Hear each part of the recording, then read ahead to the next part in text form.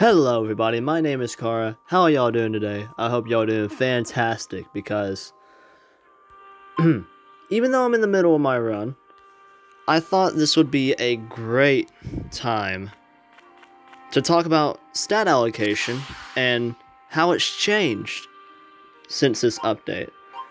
Since, as we all know, HP has been increased to 2 times for both you and the enemy, agility has been nerfed a lot, and defense was buffed, along with your initial stats. So, I get a lot of comments, all on Discord, on Reddit, on YouTube, telling me about the walls that they're stuck on and asking me how to clear them, right? So, I thought it best to make this video talking about how stat allocation has changed and strategies for clearing a specific wall that you might be stuck on. So, first off, I want to talk about how stat allocation has changed. Now, if you remember from my previous video on stat allocation, I said that the options in which you have to buy your gear go in this order: your helmet, your weapon, your cloak, your ring, and your chest plate. Now, the last 2 has changed. The first 3 stay the same. So you still buy your helmet first, your weapon second, your cloak third, but now you buy your chest plate fourth and your ring last. Because agility is basically given the defense treatment. It's now useless. Useless as to say, don't stat into agility anymore. Kind of like how you would with defense. Don't stat into it. Even if you're in early game, it's not really that important. This update made it to where it focuses more on attack and HP rather than it does attack speed, which would be your agility. So, for stat allocation, and this goes into a great segment of talking about clearing walls. You really don't want to stat into agility or defense. The 3 stats that are the most important for this update is health, attack, and luck. Health and attack are your most important stats for going through particular bosses, right? So, I'm right here at White Tiger. I could probably beat him pretty easily. As shown there. I mean, I still struggle a little bit. I still have a little bit of a struggle. I do need to stat more into, like, my attack, maybe my health, right? And then we go here.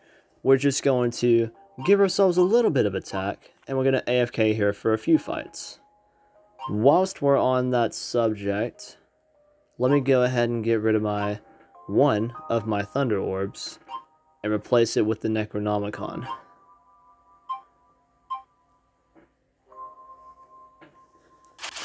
So I can get just a few more levels necessary to give me more attack. Now, as I said before, there are people that ask me, how do you clear certain walls? And, well, the strategy is simple. And I got this from somebody else, but I'm going to share it with all of you. Now, the strategy that most people use for endgame is the hero that I'm using right now, the Spellcaster. You really don't want to use the Shadow Master unless it's early game content or mid game content. So, that goes into a question, what defines early game, mid game, late game, and end game?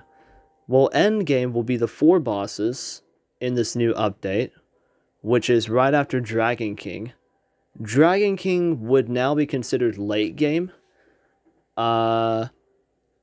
Let's see, a little bit past the Guardians, Soul Guardian, Shadow Guardian, and Void Guardian, that would be mid-game, and early game would be just starting out.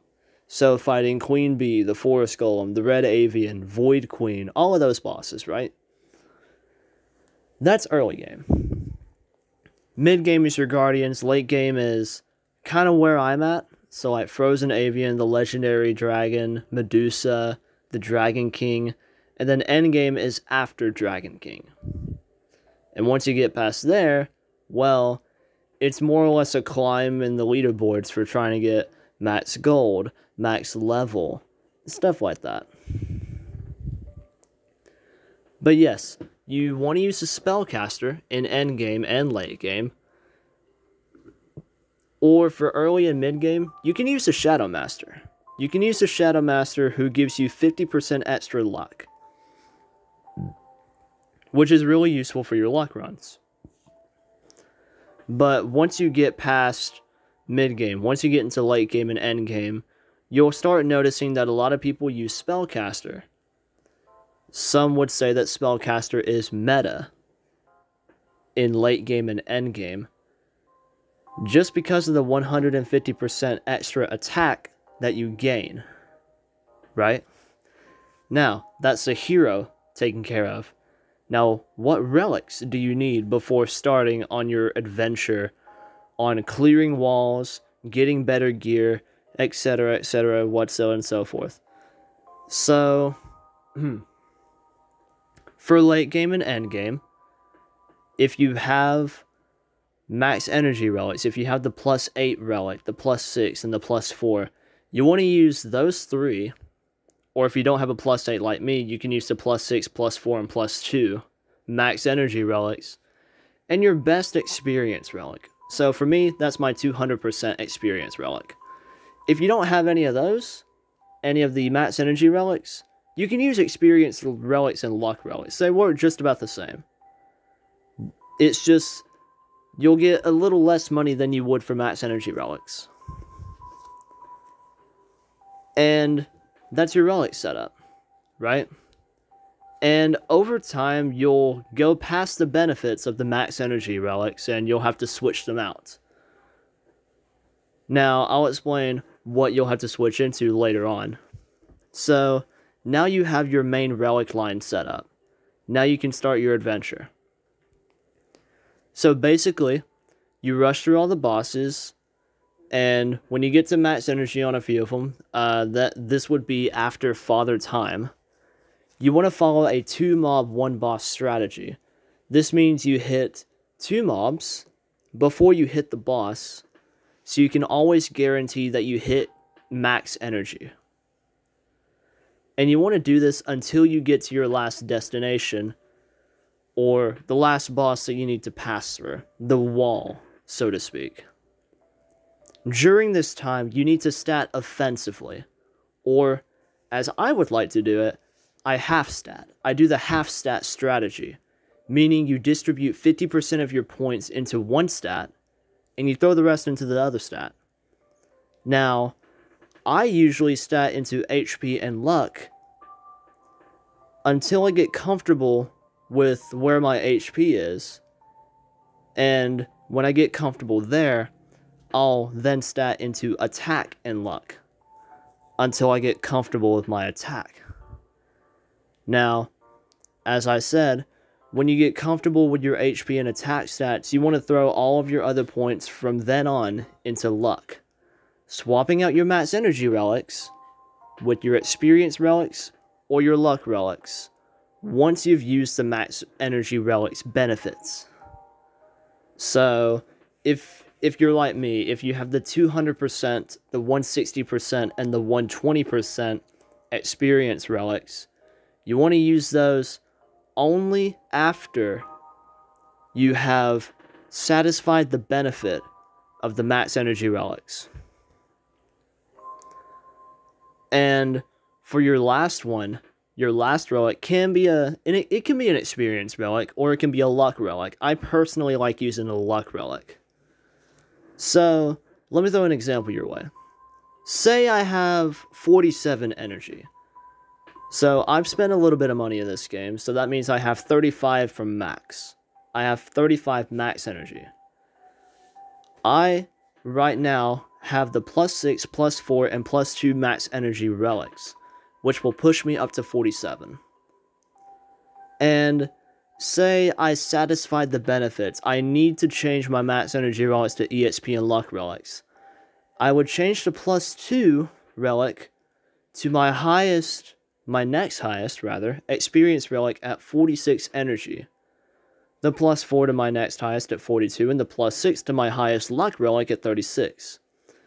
Now, you may be asking yourself, wouldn't it be better if you did it at 45, did it at 41, and did it at 35? No. This is not what you should do. You can change your max energy relics when you're 1 over the benefit. It carries over, basically, but when you're changing your max energy relics, right, you want to do it at that specific energy benefit threshold. Yeah, that's a mouthful. But you want to change it at those specific energy requirements. So, say you had 35, you have the relics that I do, you can get to 47. When you're comfortable with the boss that you're at now, you change your +2 at 46. You change your +4 at 42. And you change your +6 at 36. And you just keep farming until you get to 1 energy. And if you feel like you can backtrack enough to get the gold required for your next set of gear, you can backtrack if you need to. I mean, at this point, you should have left some bosses behind, like, you're not fighting the Avian and the Queen Bee on the first run, right? You're not doing it first off. You're skipping Soul Stealer, you're going past Volcanosaur, Golden Knight, Exiled King, you know, all of those bosses.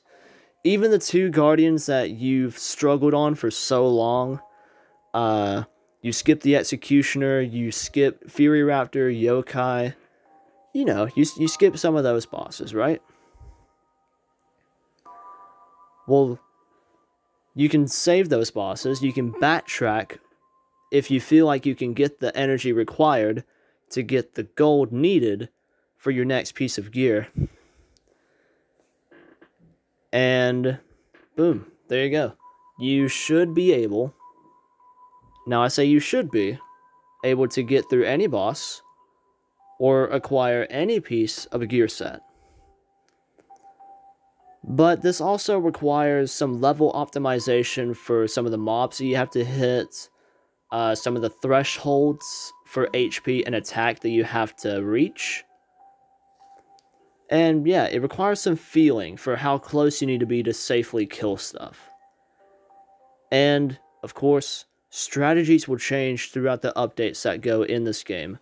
Until then, you want to follow that strategy. So to briefly sum it up, you use the Spellcaster for endgame, Shadowmaster for early to mid-game. You equip all of your max energy relics in your best experience relic. If you don't have those, you can use the experience and luck relics. You rush through all the bosses following a 2-mob, 1-boss strategy. You hit 2 mobs before you hit the boss to get 2 energy to constantly get max energy, until you get to the last place you stopped at. During that time, you stat offensively, or you can be like me, and you go half stat. You go into HP as far as you want, and you go into attack and luck as far as you want. When you get comfortable with your HP and attack, once you get to the destination where you've needed to go, you go ahead and stat it all into luck. You change your max energy relics once you assume the thresholds, once you assume the benefits are over. And you can do it +1 over the benefit, it carries over, but you have to do it at a specific energy benefit threshold. And again, you should have some mobs saved over. You shouldn't have been going out of your way to kill every single boss on the map. That really doesn't work. And then you backtrack. You backtrack to kill those bosses to get more energy, so you can get more gold, so that you can get your piece of gear.